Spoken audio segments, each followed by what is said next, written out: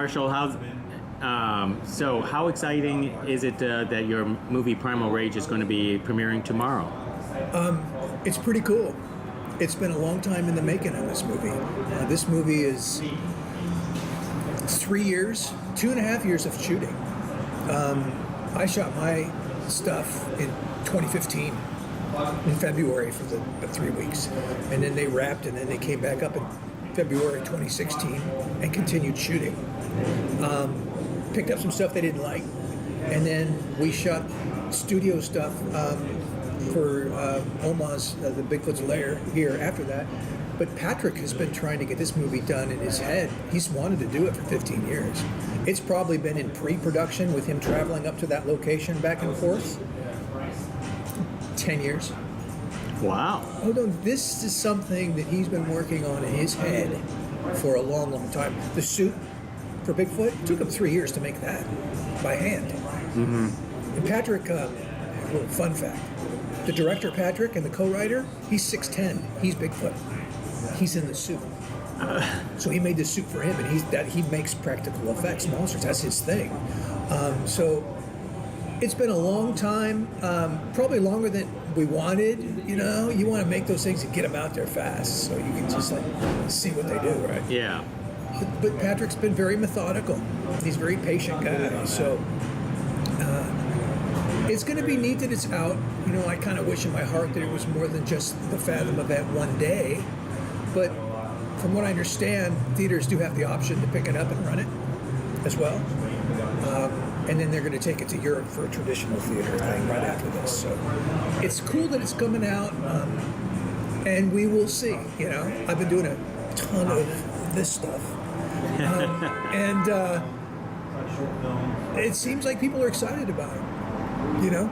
Well, tell me this. What in particular about Primal Rage that it drew you to this project, and how did Patrick manage to recruit you along with it? I got called to go and meet Patrick at his studio. It was an audition for me, which is interesting, you know. Sometimes a lot of times the work I get is just offers from people that I've either worked with or referred to or whatever, and they say, dude, I liked you and so-and-so, so I got this part for you. I'll send you a script. It's cool. And that's how it happens. Mm-hmm. You know, when you do this a long time, you get this base of people that you've worked with. Yeah. You know, so you spread out your... but this wasn't actually an audition. I went in and someplace here in Hollywood, and I just read for it. And then I got a call, literally, I think before I got home. They want to see it at the studio. Okay, so I went out to the studio in Canyon. Actually, it's in Sun Valley. It's in a warehouse district, very innocuous. You would never know it's there. Uh-huh. It's an old warehouse and a big slider door that goes up. And that's when I saw how tall Patrick was, because when I met him, he was in a chair. He was sitting behind a table. There was a couple producers and DP and whatever. You know, we talked for a little bit, blah, and then when I went out there, he answered the door. He's 6'10". I'm like, Jesus Christ, dude, you're freaking tall, man.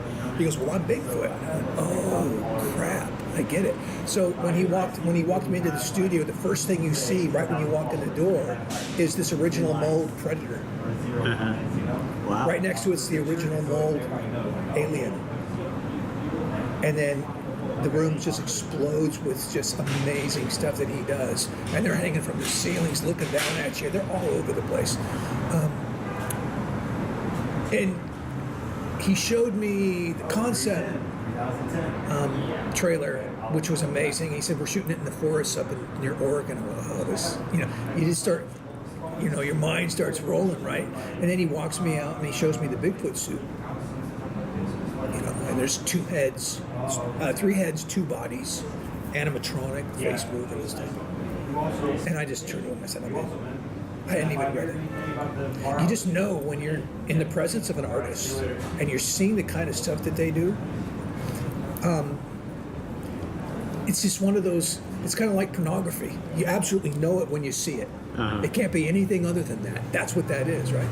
It was amazing. He showed me the hands, on the Bigfoot hands, and they had fingerprints. Mm-hmm. Oh, wow. The toes had fingerprints. I mean, he was working on this detail level that was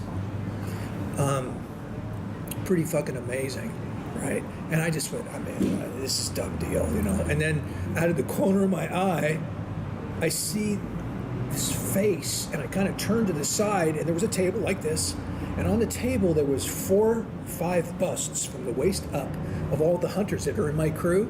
He'd known all those guys for years before. They were already cast. He had brought them in and cast them in their prosthetics, painted them with skin tone in their eyebrows and their glass. I mean, and they were all in contorted image.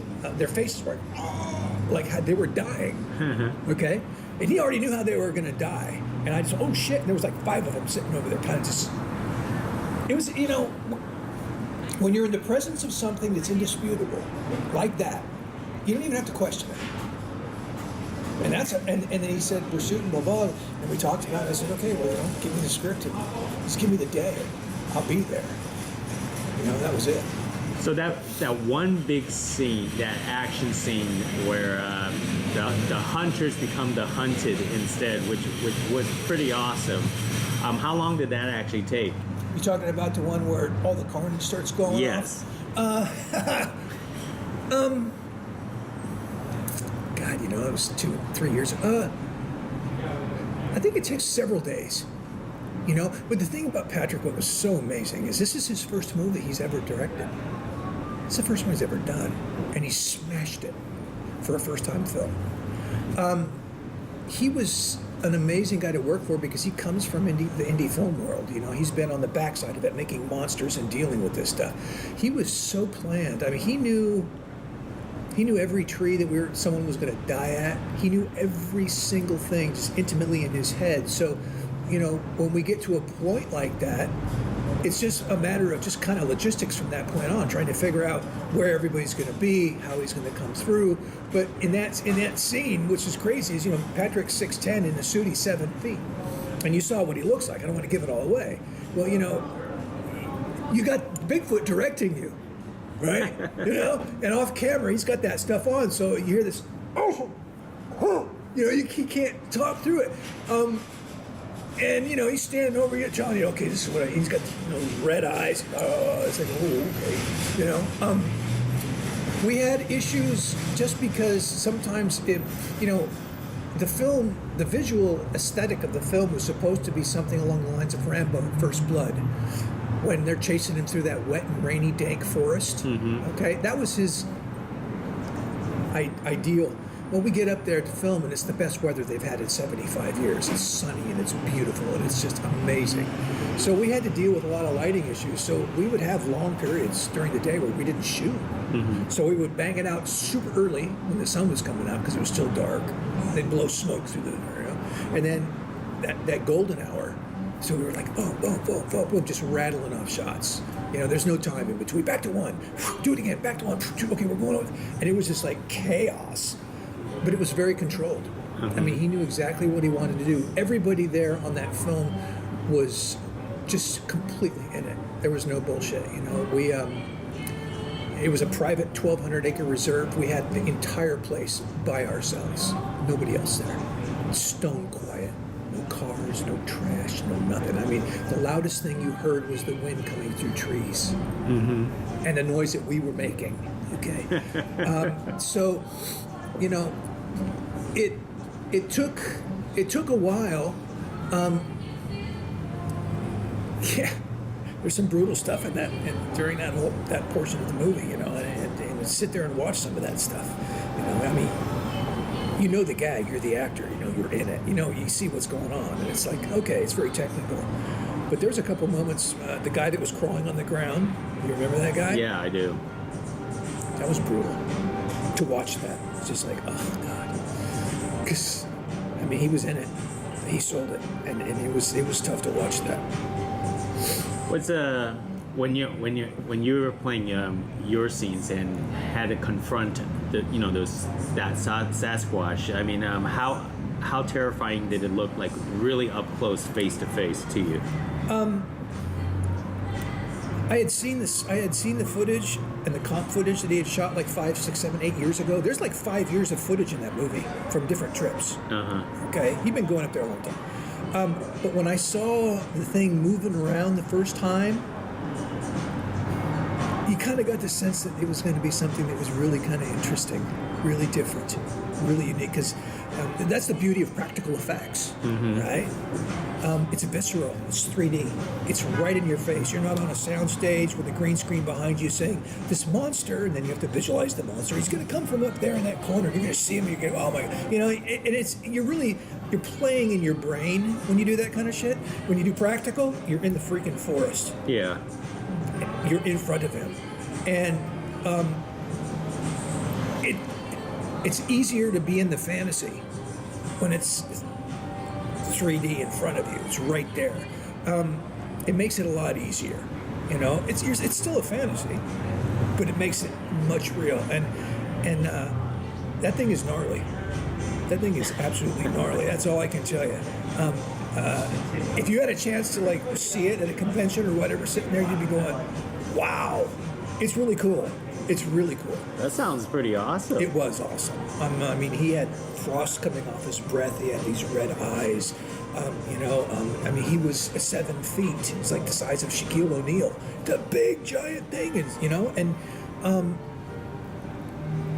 when he comes at you, and he's running at you, I met him face to face, right? Yeah, you did.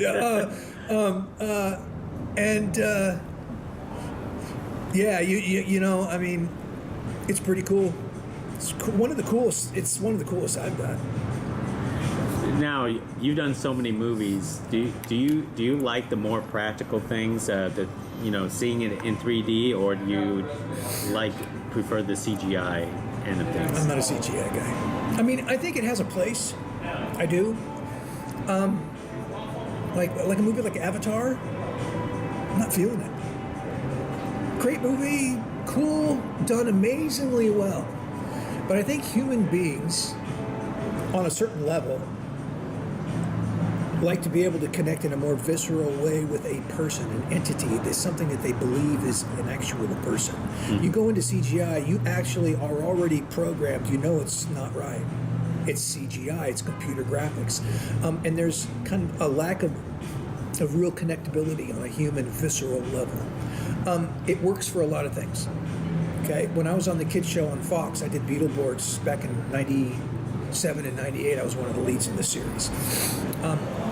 Back then, our show was experimenting with computer-generated graphics. One of the first kids shows actually doing that, the Power Rangers thing. So you were seeing a lot of those things morph and come out, and they tell you, there's this blue light that's going to come over there, it's going to go over there, it's going to circle over you, it's going to land on this table in front of you, and you would have to do all that stuff, right? And then the episode shows, there it is, so you're playing to this nothing, but they draw it all in.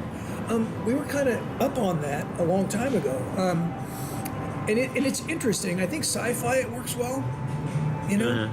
Certain types of things, kids shows, but I also think that as audiences acclimate to CGI and they've never really experienced practical, they will begin to look at CGI as normal.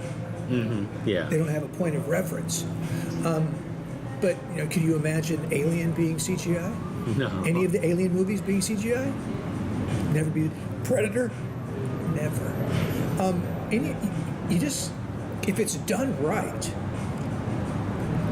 it has more of a connectability to somehow. I don't know what it is about the human form versus a kind of a flat digital form. Mm-hmm. I prefer CGI. Digital, practical. But if someone's going to throw a gob of money at you, you'll stand on it. You'll stand on a stage with a green screen behind you. Hold a sword out. Whatever. Yeah, you'll do that. Now, how many trips did you personally make up to Oregon yourself? I made just the one.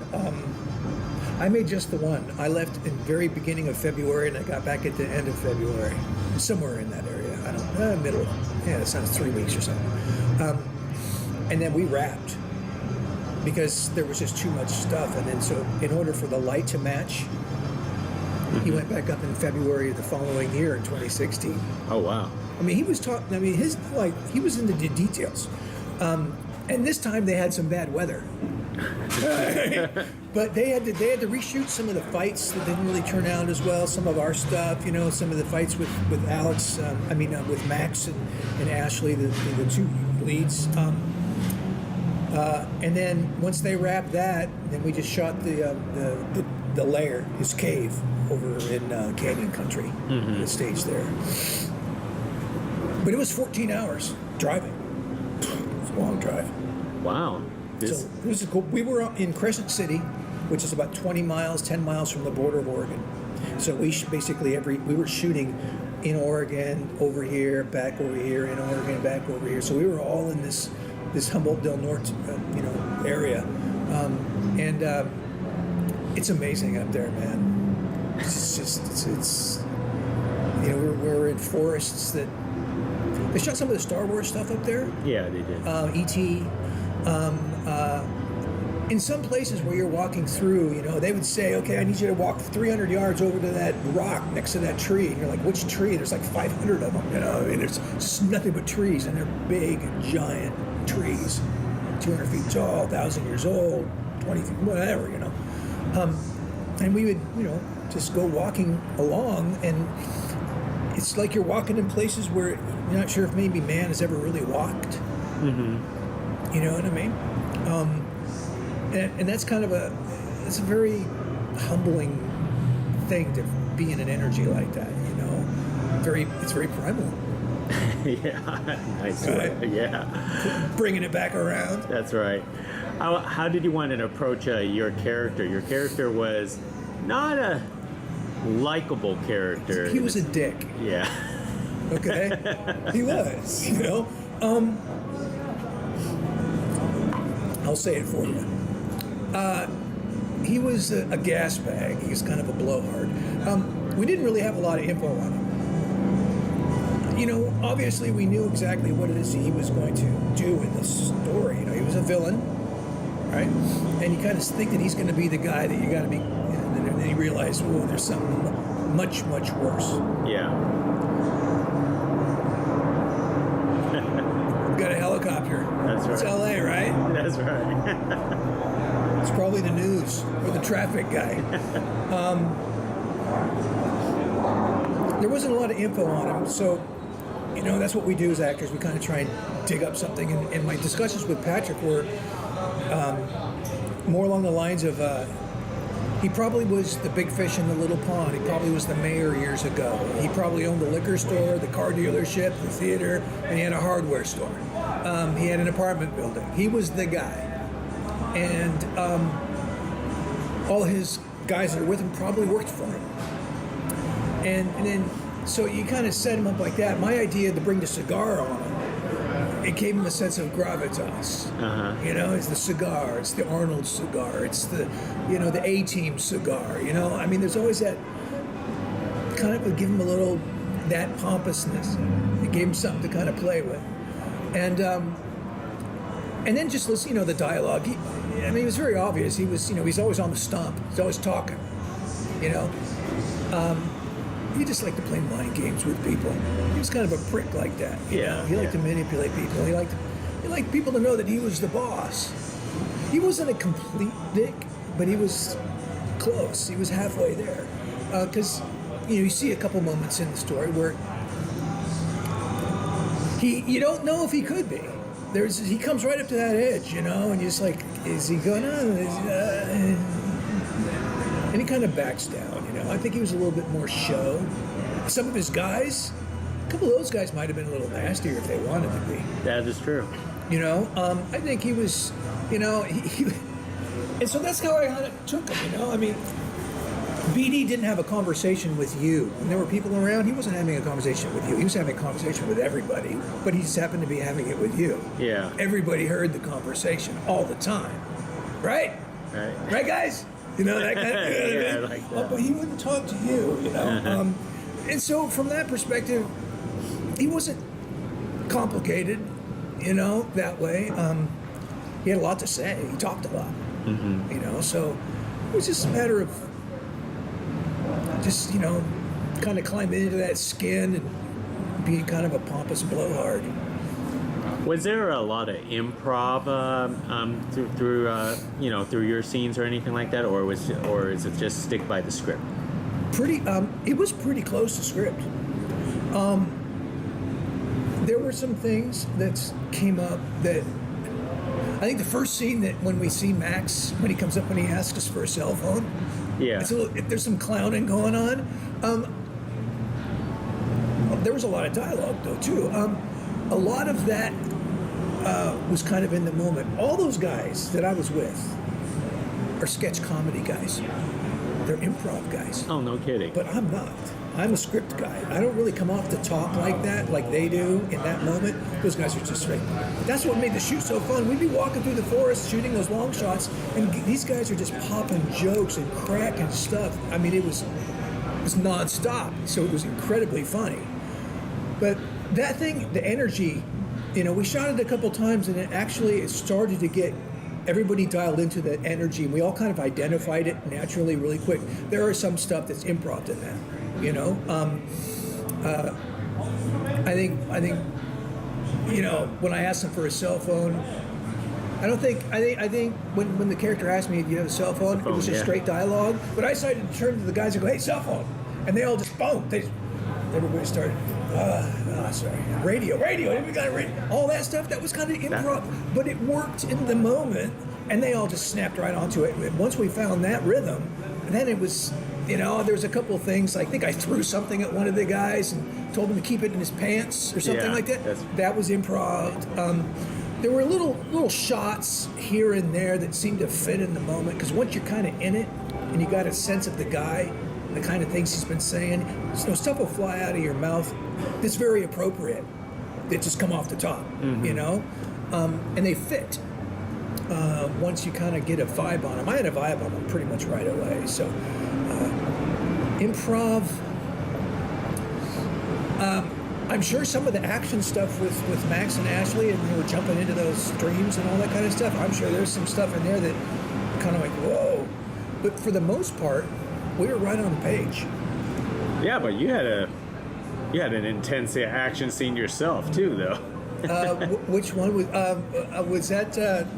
I'm a better shot in real life. Are you? Yes, I am. I am. My friends that know me, I've been taking some heat. There's a few people that I've shown it to that are friends of mine, that are close friends, and they're like, dude, what are you trying to do, I mean, you couldn't hit that thing? It's a movie, man. Okay? It's a movie. That was, that whole gag with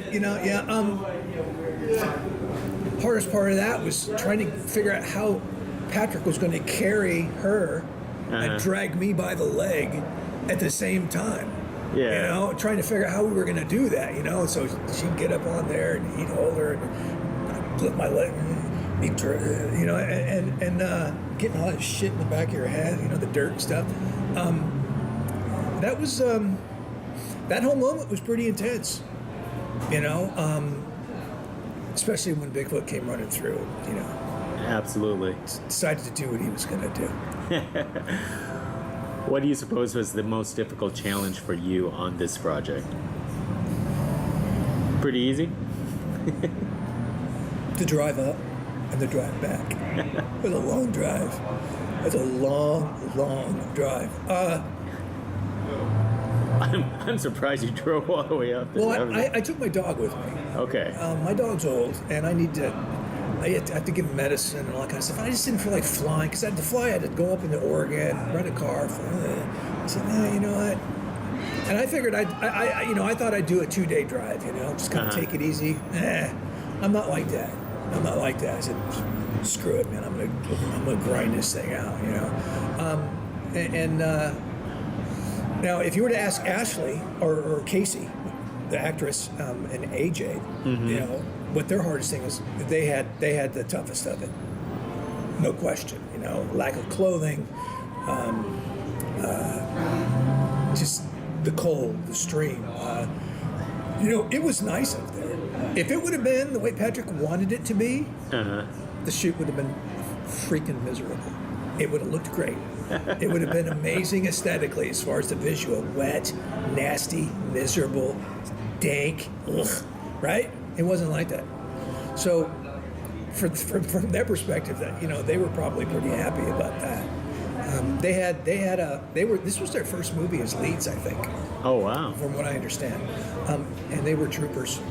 They really were. They just, they were gung ho. They were going for it. That little cliff thing into the river, that was pretty dicey. It's pretty safe to say you were the most veteran person on that set. In essence, and Patrick and I had that conversation. We did when I met with him. He had mentioned something, that the cast was relatively new, relatively younger. They were all very into it. They were really prepared. But there's a pace, and there's way that things get done sometimes on these films that require more than you just being ready in the script. There's a lot of time. He liked the fact that I'd been around, and over time, when you've done a bunch of films, you know how to think with the director. You can see where they're going. You know when they're moving to a 50. You know when they're going to swing around and how they're going to probably have to swing around. You're kind of thinking with them, and you kind of know what's going to happen because you played the game. It's like sports, right? You get in a rhythm, you understand it. And I think he liked that, I had no problem, fulfilling that need, I think it would have gone well regardless. They were all very into it. This was a little movie. Yeah. Okay, but it's not the size of the movie. It's the size of the heart in the movie. And everybody on this thing was in it. There was no bullshit, and everybody was really cognizant of what we were doing the best they could. There was challenging moments, especially when we were running out of light, and things get a little bit, whoa, and Patrick has to bark, but it was one of the better ones I've been on in a long time. Tell me this: how long have you been in the business, and what got you started? I moved back to Los Angeles. I was born in Long Beach. I was raised in Ventura County. So I've been around it all my life. I think in the entertainment industry, I think my first actual paycheck was I played drums on a record when I was in 7th grade. I was a musician. Oh wow! I played drums and guitar, mostly drums. I was really good, but I was a spun-out kid. I discovered surfing and skateboarding and chicks, right around high school, and so I kind of went away. You know what I mean? Yeah. But I was always back. And then I majored in theater and music in college, and changed it after 3 years because I knew that I needed to make some money at some point in time, and I don't know, just things were whatever they were, and so I went for another couple of years, and then I went to San Diego for a couple of years, and then I moved to San Francisco to work on a master's and get an MBA. And I wandered into an acting studio called the Gene Shelton Actors Lab in San Francisco. Gene Shelton was regarded as one of the finest method teachers in the country at the time, and she was from New York. She knew Stella Adler, grew childhood friends with her, came from the whole Playhouse West stuff, Strasberg, Meisner. So she brought that whole mentality to San Francisco, and I ended up wandering in there. I don't know how I ended up in there, and it hit me in the face that this is how it's supposed to be done. It reminded me of my college stuff, but it was very, very, it was really gritty, tough, challenging, and I started working out there, and I just knew I would be coming back, and that's why I was going to come back for. So I packed up everything in 91, 92 and moved back home, 91-ish, 92-ish, and I've been working ever since.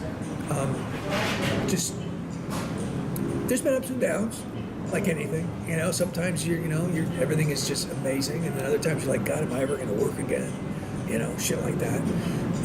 But that kind of got me going again. I was 30 at the time, in my 30s. So I wasn't young and just, coming back with, I'm going to be a star at 22 years old type shit. It's a different perspective. And then now I'm 50-something. So it's even changed even more. I had a lot of. I felt like I had lived a pretty colorful life, and I was able to tell some stories and bring all those experiences, and some of them not so pleasant, into my work. You know, it gave me an opportunity to kind of explore, cleanse, maybe share things through a character that are deeply personal, and give me a way to look at that stuff in a visual medium. Yeah. Rather than on a therapist's couch writing a check. Yeah. Right? Yeah, that's right. I can be on the therapist's couch in form of a character, get a check, and explore things. What's your attraction to like a lot of these indie projects? I mean, you have such a long filmography resume with the independent circuit. In Hollywood, you don't always get what you want. You get what you get. Right? Yeah. Yeah, you want this, you want that, you want this. Ain't gonna happen. So you take what you get. You know, if you're not working on a studio project or network, you get independent. That's it. It's available. There's a lot of it. Digital medium made it even more prolific. There's work all over town if you want it. You know, it's just whether or not you feel like you want to do that. You know, dedicate, prep time doing it. Have somebody want to pay you $100. You know, there's a lot of independent work, so you get what you get. You filter through it. Pick characters. You know, a lot of stuff that I've done, they're kind of introducing the same thing. You know, there's a lot of reboots and regurgitation of premise, especially in genre. You know, kids go to hiking in the woods and it's bad. It dies. You know, there's a lot of repetition. But every now and then you'll go, "Ooh, I like that character. Oh, that character's cool," and he's not something that I've done before. And I get a chance to look at him. I go, "Yeah, I think I already know what the movie's going to be, but I want to do that guy." And if I can do it for a week or two, fine, that's cool. I will do that guy because that's what. And the rest of the movie, you kind of okay, I know what it's going to be, and you hope it does okay. But a lot of times they don't. Sometimes they do. This one's going to do fine. How do you choose your projects then? I mean, do you have like a preference towards more action or horror or drama? I mean, what do you look for when a project comes across your desk? I mean, after all, sometimes you get to choose, right? Well, yeah. I mean, I do say no a lot. I don't say it. Your movie sucks. I don't do it like that. You just look at stuff and you just go, I've done this. I've done this. And it's kind of a combination of who's making it. Have they done work before? Have they sold work before? Do they make commercially viable things? Is the script okay? It's readable?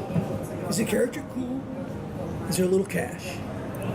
And all that goes into the mix, and then you go, I don't know. Sometimes, you just read stuff. I have to be able to connect.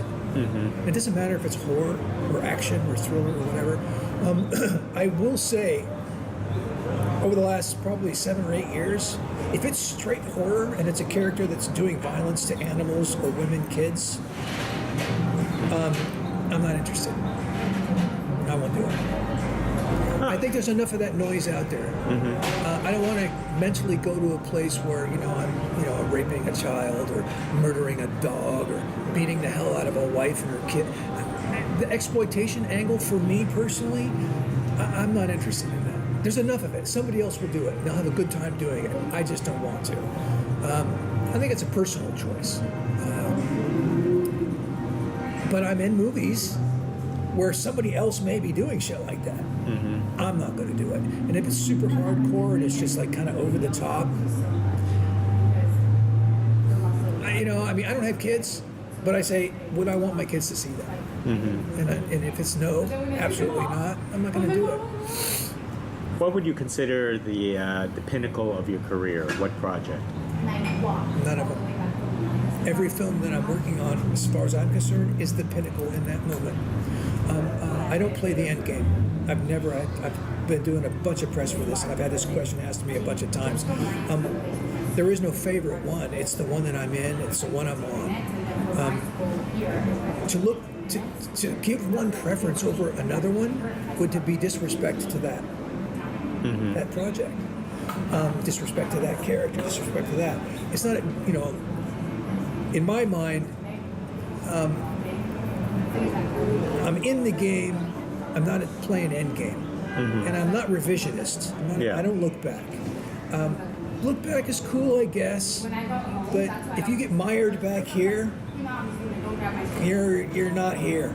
Yeah. You're not here, and the game is here. The role is here. The character is here. My energy is here. Everything is here. And so when I'm working on something at that moment, that is the pinnacle, because it deserves that kind of respect. And once it's done, it goes back there. I'm not really thinking about it. I'm on to something different. So my head's always down. There's been some that have been more fun. The television series was fun. Yeah. When you do 60, 70 episodes on a show, it's on for 2 years, and it's, network or whatever, even though it was a kid's show. That's really cool to work and do that amount of work. The family that you form with that company of people, it's amazing. When I think back on films, I think about the people that I got to know, the crew, the cast, the producers, the production assistants, the caterers. You form this incredible bond in this highly charged, creative environment for a very short amount of time. 3 weeks, 4 weeks, 2 months, whatever. And it's incredibly passionate. And then it goes like the Death Star in Star Wars. And everybody goes in a million directions of light. Yeah. And most of them, you never see them again. Ever. But they stick with you. Something about each person that you come, it sticks inside of you. Some you don't want that stick. I hope I never see that guy again. Right? That's life, right? Yeah. That guy was an ass. I hope I never see him again. And then others, you can see their face right in your eyes. And I think when I look back on that kind of stuff, it's the people that I met in the environments where I met them that is much more meaningful. Movies are movies. You do a little something to distract people for a while. It's not like we're curing cancer. We're not solving world economic problems or hunger or, curing AIDS or whatever. We make freaking little hunks of content for somebody to sell advertising. Yeah. I don't really look back on it like that. I'm in the game, just grinding along. And as long as I'm still getting a phone call or somebody still wants me, I'm in the game. So I don't look back at anything. While I was trying to research you, one of the things that keeps on popping up is it looks like a cult franchise. What, Bunnyman or something like that? I take it you haven't seen it. I have not seen it. Okay. Is it?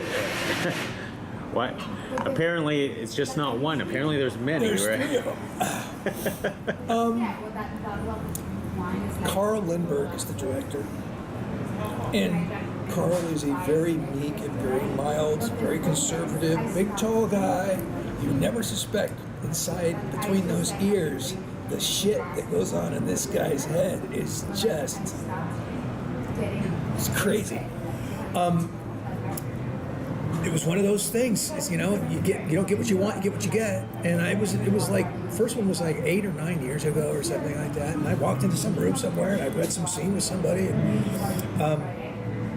Carl was there, and it was I read a scene with a girl. I remember. And he said, "Okay, thank you very much." That's, you go in front of, "Thank you very much," and you leave. Yeah. And she leaves, and he goes, "Stay." I said, "Okay." And he reached into this duffel bag that was next to the table. He pulls out this shirt, the sheriff's shirt, throws it at me. He goes, "Try that on." Put it on. He goes, "It fits." Oh, I go, "Yeah, it fits." He goes, "You got the part." Right? So I fit the shirt. Right? I'd like to think it was my acting prowess, but I basically fit the damn shirt. And so we did this thing, and I was supposed to die. He had made one before. Yeah. I came in on number 2, and we were shooting, I don't know, somewhere. It was getting dark. And my character was supposed to die. But it was getting dark, they were running out of time, and they couldn't finish the shot. So when they looked at the footage and the cut, they couldn't use it. So the last you saw me was getting my eyes gouged out by this just deranged, stupid hick named Joe. But that's the last you saw me. So I get this call, like 3 years later. He says, dude, I want to bring the sheriff back. What do you mean? Well, we never saw him die. We just saw his eyes getting ripped, right? I go, yeah? He goes, well, I'm going to bring him back, but he's going to be all scarred and mangled around his eyes because I love that character. Oh, okay. You know, so, in Hollywood, you never really die if it's in a movie, something, they bring you back. So I've done a couple of them. It's a slasher. It's one of those movies. I told you that I wouldn't do that movie again. Uh-huh. No. I did it then just because the guy wanted me and the character was badass. He had sunglasses and a cowboy hat. And he was tough. He was like Clint Eastwood, cop, West, sheriff. Yeah. It was mirrored sunglasses. Didn't say a lot. He was just a ball buster. And that's why I did it. I want to do that guy right there. Matter of fact, he didn't even have a name. Mm-hmm. He was a sheriff. And I go, hey, can we name him? And he goes, yeah. I go, well, I'm a big Clint Eastwood fan. So I go, okay, well, I want to name him Clint. And I just thought of a name that sounded kind of hard-ass, Baxter. I go, let's call him Clint Baxter. He goes, okay. But I really wanted to do that character and kind of flow into it that way. I did him a couple of times, and then I think he's done his last one. I think they effectively killed me in this third one. I get kind of blown up, so there's no way I could come back. And I told him, you need to stop doing the Bunnyman stuff and move on to some other thing. I'm going to work on a movie with him this year. It's going to be a sci-fi film, completely different. Well, yeah. Now, as we're going to wrap up, speaking of, let's talk about some of your future projects. Okay. You can start with that sci-fi film. Well, I don't know much about that one yet, but last year I worked on a sci-fi film called Astro. We shot it in Roswell, New Mexico for about a month. Millionaire, billionaire, space entrepreneur finds a life form, brings it back. It has DNA connections to humans, and it deals with some of that star child concept wrapped inside of a drama. And I play Alexander Biggs, and it's almost done in post. I co-starred with a guy named Gary Daniels, who's done a lot of martial arts fighting films over the years. Louis Mandylor, Michael Pare, Max Swassa, Randy Wayne, Dominique Swain, just throwing out names. They're in it. It'll probably be doing something within the spring, summertime, possibly. I did another a psychological. What is it? What do they call them? Like a thriller? It is, but I always forget the genre. Supernatural. Okay. Ghostish. With Brian Evan Bradley. His last movie was Malignant with Brad Dourif and a friend of mine, Gary Cairns. I did it's called Echoes of Fear, and it's pretty damn creepy. It's one of those where he sent me the script and I went, I got to do this guy. It's just completely off the chart for something that I would do. Completely. Physically, yeah, I did. It's completely different. Which is going to start doing some of its. He's going to go more of a festival route mid-year. Got a film coming out that I did with Scott Adkins, the martial arts guy. Yeah. And Louis Mandylor again. Director, a friend of mine, Jesse Johnson, who makes amazing action movies. He's so gifted. I've known him for 20 years. I worked on This is the debt collector, right? Yes. Yeah. I talked to Scott. He's telling. Did he tell you about that? Yeah, he told me about this. Jesse is just an amazingly talented guy at making movies like that. Those kind of stuff. He's so good. And I wish I could have worked with him more over the years, but it just didn't work out. I worked on his first movie in '98. Oh, wow. I've known him for a long time. It was called The Honorable. Dominique Vandenberg, a couple of cats. It was a long time ago. Anyway, I circled back around and got this one with him. That's going to be popping out here pretty soon. I got a couple of them that are kind of floating around out there. A couple others that I don't really know where they are. I know they're in post-production. I worked on a period 1930s movie about a lesbian back in the 1920s, which was a religious, kind of a social, economic look at being gay in the 20s. In the 20s, yeah. Back then, very different, in a very conservative, religious, buttoned-up conservative world back then. It's called Nothing Like the Sun. I don't know where it's at. It's in posts somewhere. I mean, there's 3 or 4 of them that are just floating around, but and they'll be coming down the pipe. But the Debt Collector is, it's just going to be, it's kick-ass. They're just kicking ass. Most definitely. Yeah, I just got to float through and do a couple of days with Jesse playing a very interesting little character. Jesse called me on the phone. He says, I need you to play a crazy lunatic priest that runs guns. And I wear a dog collar, and I'm a gun runner. Okay, that's cool. It's one of those things you go, yeah, okay. Yeah, even if it's small, it's just something like that, I get interested. If I can get interested on it, then instantly my little kid just blows up, and I'm like, yeah, and I just start, it doesn't take much to get me excited, but it takes me a lot to get excited. It's kind of, you know what I mean? It's one of that, either or. So, but that's what's happening. And, Terrific.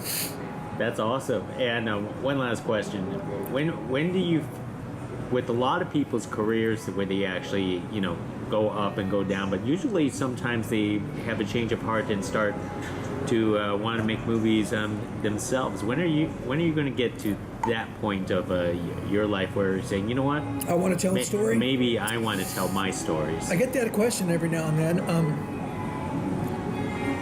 I get little seeds of it every now and then, especially when I'm in something and it's bad, and I know it's going to be bad when I'm shooting it. And I start going, I would do this, I would do that, I would do this, I would do that, and I can start. That's when you kind of feel like I can set this camera up in a 2-shot and say, I want you to walk over, hit that mark, and have you do your scene. Anybody can do that. Yeah. I can do that now. Just give me a DP that keeps it in focus with the right frame. Fine, we can do that. I've done it. Telling a story visually with cinematic language and tools, movement, props, color, the whole. I don't have that. I haven't learned that as a skill. But I do think about it. I do think about, and I'll tell you, it's a lot of work. It's nice to get lines memorized and roll in and do the shit, right? Then boom, you're out. I'm done. These guys live with this shit for a long, long time. Filter through footage and try and find it. It's really in a lot of ways, it's like being a writer. It can be very lonely. Yeah. In front of a screen, and film directors and doing the same thing as an editor. It's a different mind space. If I were ever going to do that, it would be something like a short, something where I could just kind of get my feet wet. But even then, it takes a lot of work. I mean, you got finding actors, finding camera crews, finding this guy, finding that, the gear, the equipment, the location, getting everybody there. You got to love that, And I'm busy. I got lots going on, and for me to do that, you would have to literally say, okay, I'm not going to work on anything for 6 months. Yeah. The only thing I'm going to work on is chasing down everything we need. It's a lot of work, man. I don't know if I got the juice for that. Unless somebody walked up and said, here's $500,000. I think you can direct this movie, and that shit ain't happening. That is not going to happen. So, yeah. Well, thank you very much. Well, we never know what happens in the You never do. I shot a pilot with a very small company called Flicks. It's about Hollywood. All right, basically, it's a dramedy, kind of like the Jim Gaffigan show, talky, indie feel, about a writer And the best way I could describe it was it's basically Entourage, but everybody's still eating top ramen and just grubbing to pay the rent. Yeah. They're just all, and it's just all the bullshit that goes on in this town. And we're sitting here, you know. And it was a very small budgeted thing, you know, and the script was pretty cool. And I said, listen, you know, if you guys present this back to me, you know, I think about maybe, you know, funding 4 or 5 more episodes. You know, because it spoke to me in regards, because I was playing this agent. Yeah. This old school agent that's been in Hollywood in Elam for like 30 years. And he was a ball-busting, gnarly guy, you know, just brutal, tough, obnoxious, in your face, you know. And I have a lot of those kind. I could do that shit all day, right? And I might not be directing it, but I would be in the creative team of that. You know, I was really kind of interested in that, but I don't know what they're going to do. You know, I haven't seen it yet. You know? But they did it on a low budget. You know, Yeah. I mean, you can shoot stuff like that, prefer it, you know, to like FX. You know, smaller shows. You know, there's not a lot in those shows on a production basis. Most of them are small. They're talkies. They're slice of life. You know. Yeah. So that would be the closest I would probably have been lately to be on the other side of the creative process. Terrific. Well, I appreciate this conversation. I mean, it's wonderful to sit down and go in depth with a veteran thespian like yourself. So. Veteran thespian like myself. I don't really know how to deal with that. A veteran thespian. Yeah, you know. I don't know what happened. I keep doing it. It's what I do, and I can't stop. And I appreciate your time. Hey, thank you very much. Thank you very much.